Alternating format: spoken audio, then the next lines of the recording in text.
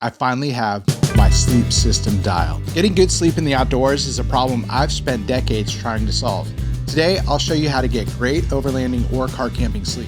Hey, I'm Pete, and I want to take the frustration out of camping so you can be chilling and experience this great, big, beautiful world with the people you love. Sleep can be one of the hardest things about camping. I've made it through some terrible nights and exhausted days, and it's not just about me. I want my family to enjoy camping as much as I do. I'll go over sleeping bags and insulation, pads, and some accessories that really help. I'll share tips and tricks throughout, but I'm not all about the gear. I won't be talking about the latest gear fads. With some knowledge and the right choices, you can be properly outfitted to truly enjoy your time in the outdoors. And a life outdoors is a good life. All these things work together, and that's why I'm calling it a system. I keep seeing one thing many campers get wrong with their sleep system. It has nothing to do with the sleeping bag. We'll get to that later on. Let's talk about sleeping bags. But first, how about a quick primer on how insulation works? There's a lot to say, so I'll just stick to the basics. Insulation slows down heat loss by trapping small pockets of air close to your body. This creates a barrier between you and the cold outside. Your body heat is the warmth in this system, the insulation traps it. The more air trapped by insulation, the warmer you stay. You can see why it's important to allow insulation to loft up. If you crush it down, you shrink down those pockets of air. Now that we've covered insulation, let's talk gear. You can always bring your blankets from home. I don't love this option. I prefer to use sleeping bags because they're purpose-built for the outdoors. I know what temperature range they're meant to work in. Home bedding just doesn't have this data. When you have dedicated camping gear, you don't ruin your home bedding and you get out the door faster. I do think it's a good idea to bring some fleece blankets for additional warmth. They're inexpensive, tough, and warm. Mummy bags follow your body outline, and that makes them efficient at maintaining warmth because that cut minimizes dead space. They're cozy, and some people love them, and they are a classic style for adventurers. I always feel trapped in a mummy bag because I tend to roll around while sleeping. And if you're shopping for a mummy bag, keep in mind that there are different cuts for women. And if you're the tossing, turning side sleeper like I am, I have a solution that works way better than a mummy bag. That's next. Rectangle bags are those trad bags you probably used growing up. They are roomier than mummy bags, but this means more dead space, and there's that giant opening at the top, so they are less efficient. Here's that solution I was mentioning. Unzip the bag all the way and use it like a blanket, which is fantastic for side sleeping. And actually, that's how this next sleeping bag design works. Ultralight backpackers swear by this style of sleeping bag, and it's been a total game changer for me. I love the versatility, pack size, and warmth of a backpacking quilt. It's like a sleeping bag, but without the zippers. Backpackers like them because they have a high warmth to weight ratio and pack down small. Quilts make it easy to control comfort with their open design. If you're feeling cold, tuck it in to trap warmth. Too hot, toss off a corner or throw out your arms or legs. Many quilts are made by small businesses in the United States. This means you can custom order the perfect quilt. So if you're a side sleeper, make sure to order a wide quilt. Now let's go over insulation types.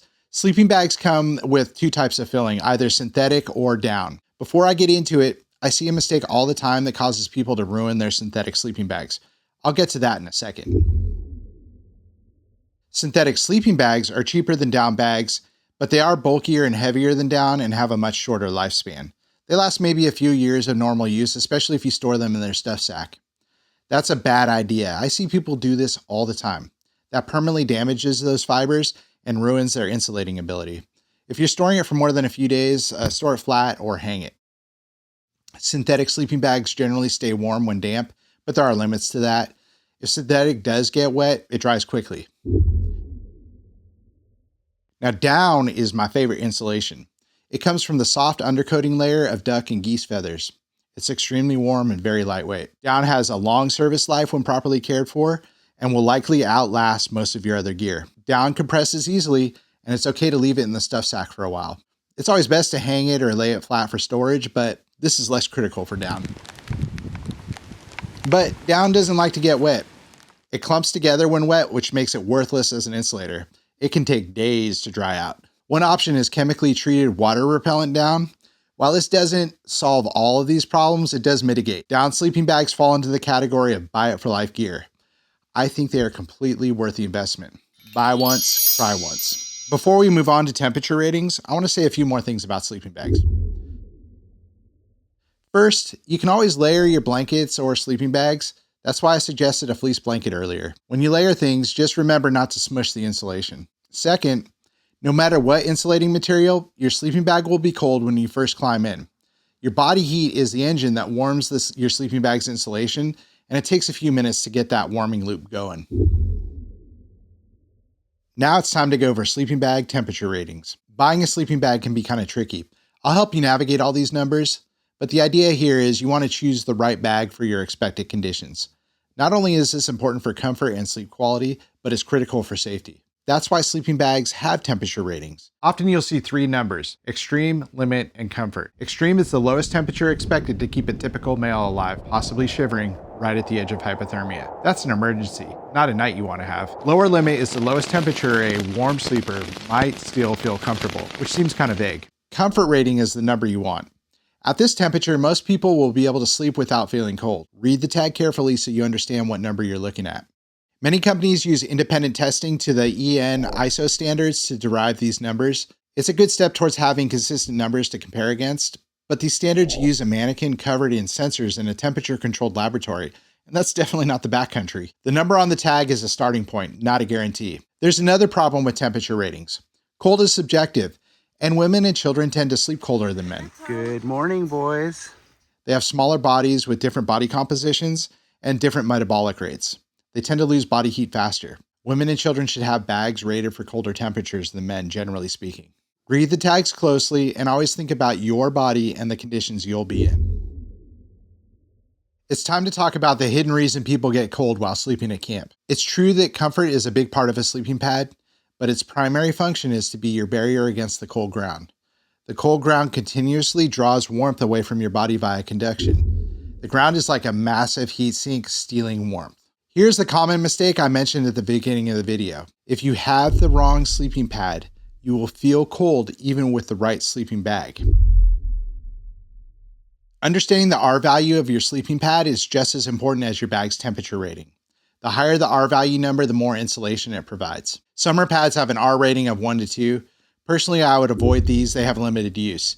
2 to 4 is good for 3-season use, while 4 to 6 is for cold weather conditions near freezing. Anything above 6 is great for winter or snow camping. Shop for something that has at least an R value of 4.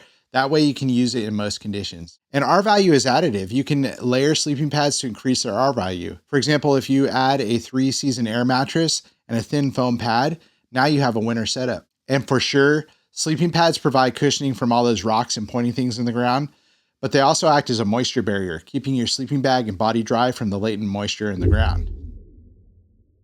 Now that we understand the how and why of sleeping pads, I'll tell you about the 3 main types of sleeping pads, and the last one completely changed camping for me. Closed-cell foam pads are fast and easy, but they offer minimal comfort and usually have an R value of less than 3. Early in my career, I had many bad nights on one of these, and I thought, well, I guess this is camping. Thankfully, I didn't stop there, and I moved on to the next option. An air mattress is lightweight and packs up small. You can dial in your desired firmness, which makes them a comfortable option. Some have R values in the 6s, which makes them perfect for 3 seasons. For these reasons, air mattresses are favored by backpackers. There are some downsides. They're prone to punctures and they tend to be narrow, and they can be noisy. And you have to inflate them. Don't use your lungs because that's a lot of work. Also, moisture and cooties from your breath will get inside the pad and damage it over time. Your breath goes in warm, and as that warm air cools overnight, it shrinks or condenses, and your pad loses firmness. Use a battery-powered inflator, a stuff sack, or even a garbage bag to inflate your air mattress. I've tried all of these sleeping pads over the years, but everything clicked when I switched to the self-inflating hybrid air mattress. A hybrid of foam and air, these have luxurious thickness. It's like sleeping in my bed at home. They provide excellent cushioning and insulation with R values that are often 6 and beyond. They're heavier and bulkier than other options, so they are better suited for vehicle-based camping. They work like this. You unfurl them, open the valves. As the foam expands, it draws in air, self-inflating. Let the mattress do its thing for like 10 or 15 minutes, then top off with an inflator to your desired firmness. There are many options for self-inflating mattresses. Typically, the single size is about 30 inches wide, which is great if you toss and turn. Most of the major outdoor brands make them. The Xbed Megamat is considered to be top of the line. Some rooftop tent makers sell these as well. I have the iCamper mat inside my SkyCamp 3.0 Mini. If you have a rooftop tent, this style of pad is a significant upgrade to the junk that comes in most tents. For ground camping, I have an REI Camp Dreamer Double, which is wide enough for 2 people. And when I'm alone, I use the Thermarest Mondo King Single. They all have similar comfort and work about the same, so go out and find the best deal. We use them for more than camping. They make great mattresses for house guests, and when my family travels for the holidays, they get loaded up because they're way better than a hide-a-bed. They are so comfortable and so versatile, which is why I think they're the very best pad for overlanding and car camping. This final piece of gear isn't talked about enough, but if you find a pillow that works for you like I did, your camping sleep will definitely improve. A pillow will align your body, regulate body temperature, and make the outdoors feel more like home, especially for children. Punk actually did a good job. Yes, you can bring your pillow from home, and that's a solution for many people, but I'll say it again, when you have dedicated camping gear, there's less to pack, and you don't ruin your day-to-day bedding. There are 2 pillows I really like. The first option is the Walmart travel pillow. I'm into these things because they're so cheap. They're like $4. These pillows are like normal house pillows, but small. And they sell pillowcases in different colors, so each family member can have one. The Climate Drift Camp Pillow is the best camping pillow out there. I love this pillow. And it's not just my camping pillow. I take it with me to hotels and other sleepovers. I love it that much. It's filled with shredded memory foam and gel fibers, and it's quite firm, which I love because I'm a side sleeper. The pillow slides out of a durable nylon shell into a jersey cotton shell, and the nylon protects the pillow during travel, but the cotton feels really nice on my face. The whole cover comes off easy for washing. Seriously, a good pillow can make or break your night. It's the component that brings the whole system together. Here are a few other accessories to help you get a good night's sleep. And there's one tiny cheap item that I bring on every trip. It's essential to a good night's rest. I'll show you that soon. Throw on a beanie or a balaclava to keep your head toasty warm in lower temperatures. I always pack a beanie and I consider it a part of my sleep system. I always sleep with an eye mask because nature can get real bright and it's a bummer if you're the sleeping in type. And that tiny cheap item, earplugs. It might seem simple, but they've saved my sanity more than once. Sometimes the silence of nature is deafening. Maybe your companion snores, or you're the snoring companion and you want to be a good host. There are pluses and minuses to earplugs. A positive, you don't hear creepy nature noises. A negative, you don't hear creepy nature noises. How you feel about those creepy nature noises will dictate if you want to hear them or not. Now I'll share 3 bonus tips that cost nothing but sure do help in the sleep department. First, change your socks when you crawl into bed. The pro move is to have a pair for sleeping only. The socks you've been wearing all day have absorbed a lot of moisture, which feels cold on your feet. Wool is a great option for sleep socks. Next, your puffy jacket is an easy way to boost your sleeping bag insulation by several degrees. It could be the difference between survival and comfort. Like a beanie, I can consider my puffy a part of my sleep system and I bring it on every trip. Third, they say to eat a high-fat meal before bedtime. I've heard tell the process of digesting and metabolizing fatty foods can increase body temperature. Well, we covered a lot of ground, so how about a quick review? The ideal car camping overlanding sleep system has these 3 interdependent components. A sleeping bag. This provides insulation from the cold air. I like a down backpacking quilt for its versatility and high warmth to weight ratio. A sleeping pad. It's a comfort item, but more importantly, it insulates you from the cold ground. I love the self-inflating hybrid air mattress style. Seriously, like sleeping in my bed at home. A camp pillow. A camp pillow will keep your body aligned and help you regulate your body temperature. I love the Climate Drift Camp Pillow. Finally, as a bonus, when temperatures drop, add your fleece blanket, your puffy jacket, and/or your beanie into the system for extra warmth. That's an overlanding car camping sleep system.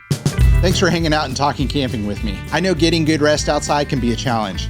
Once you figure out what works for you, everything else about camping just gets better. And that goes for your partner or your children too. If you picked up something useful here, come back again. And I'd love to hear what gear or tricks have worked for you. Until next time, stay warm, have sweet dreams, and enjoy the adventure. We'll see you out there.